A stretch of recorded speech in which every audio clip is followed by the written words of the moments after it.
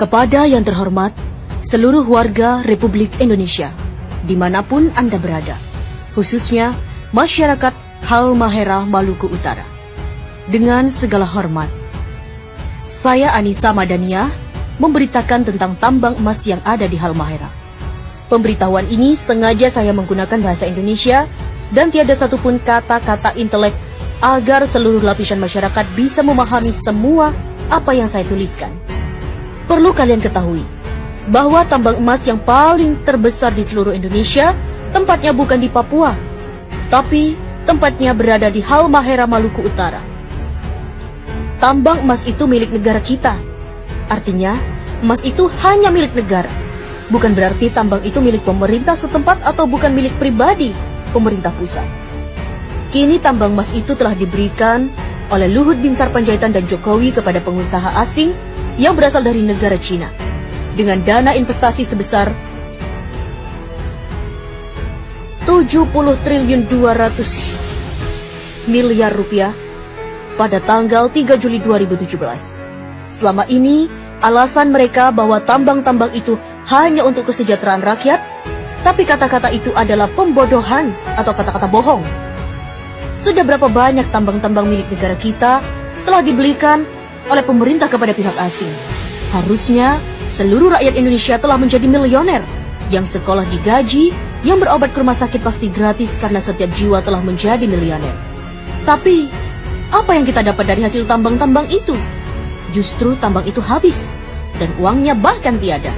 Malahan, rakyat Indonesia semakin miskin saja. Para pemimpin Indonesia, semuanya orang-orang buangan.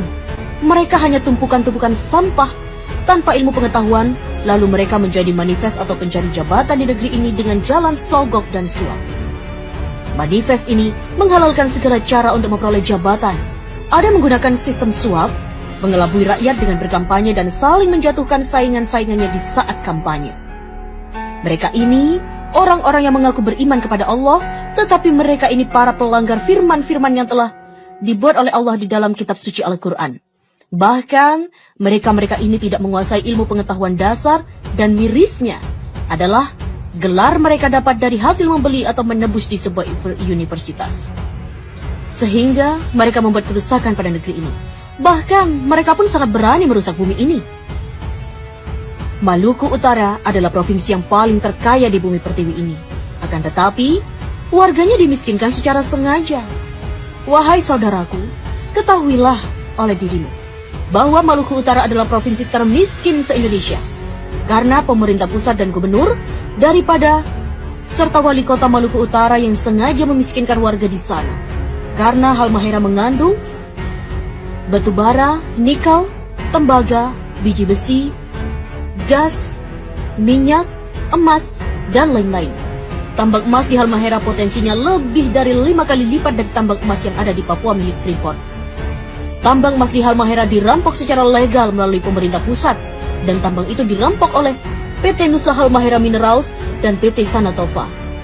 Lokasi tambang tersebut di kota Tidore dikuasai oleh PT Satanova di Kecamatan Obat Tengah dan diberi jatah eksploitasi seluas 9.000 hektar. Dan potensi emas nggak bisa ditebak karena emas betat itu sangatlah banyak jumlahnya. Di bagian selatan Gosowong, Maluku Utara, dikelola oleh PT Nusantara Nusa Halmahera Mineral. Pada tahun 2016, mereka berhasil mengantongi emas seberat 10 ton. Di Pulau Bacan, di Obi, dan di Kiowa. Ketiga lokasi ini, pasca pelantikan Gubernur DKI dan pasca pelantikan Gubernur Maluku, akan diberikan secara lelang pada pengusaha yang bermodal sangat besar. Ketiga lokasi ini belum dikelola. Lokasi ini berpotensi logam emas yang sangat melimpah ruah. Jika hasil tambang emas itu dibagikan kepada seluruh rakyat Maluku, maka provinsi akan menjadi nomor 1 terkaya di seluruh dunia. Tambang emas ini rencananya pasca pelantikan gubernur akan dilelang kepada pihak asing. Siapapun keluar sebagai lelang, maka dialah yang menjadi si penguasa tambang itu. Presiden, Wapres, Menteri, KPK, BIN, MPR, DPR, Gubernur hanya mampu menghabiskan seluruh tambang-tambang yang ada di seluruh wilayah NKRI. Entah itu tambang yang berada di laut maupun yang ada di daratan, semuanya diserahkan kepada negara luar. Sebab Mereka tidak mampu mengelola, tidak mampu mensejahterakan rakyat, karena mereka bukanlah para pemimpin, tapi mereka hanya mampu mensejahterakan dirinya dan keluarga, partainya, dan pengusaha asing karena mereka adalah para pengkhianat negara dan mereka adalah perampok yang sesungguhnya. Wahai saudaraku, apabila Presiden Republik Indonesia dan rombongannya mengunjungi provinsimu, itu tandanya sumber daya alam yang ada di sana akan segera dirampok untuk diberikan kepada negara adidaya dan uangnya hanya untuk mereka-mereka saja. Bahkan mereka selalu berhutang pada negara lain dan bahkan mereka mencari para investor asing sebanyak-banyaknya. Hal ini bertujuan hanya mencari kekayaan pribadi mumpung mereka masih menjabat sebagai yang disebut di atas. Saya Anissa Madania, putri Indonesia yang tidak takut terpenjara dan tidak pernah takut untuk mati. Wassalam. Mohon diviralkan biar sampai ke tangan para pejabat yang amanah. Dan bahkan mereka-mereka ini tidak menguasai ilmu pengetahuan dasar dan mirisnya adalah gelar mereka dapat dari hasil membeli atau menebus di sebuah universitas.